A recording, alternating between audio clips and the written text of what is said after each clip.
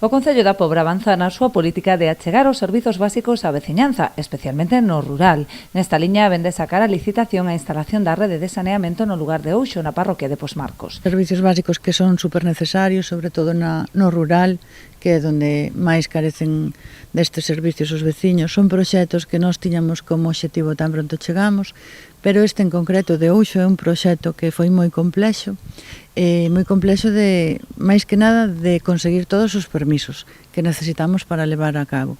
E, aunque parece que non, a administración é así, é super lenta e nos levou pois desde que eu collín a Concellería de Obras. Pero bueno, por fin conseguimos ter todos os permisos, todo o que se nos foi requerindo ben e agora pois saleu a licitación esta semana.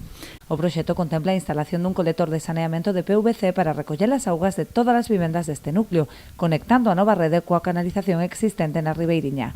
O investimento previsto supera os 120.000 euros con cargo POS. Esta é unha obra do POS e que sempre digo nos plenos que é tan necesario este plan da Diputación da Coruña para que os concellos poidamos facer este tipo de obras, porque se é con cargo o concello, a verdade non temos esa capacidade económica para poder levar a cabo estes proxectos. Entón, é un POS ademais que fomos recuperando, que se leva pedindo desde hai moitísimo tempo.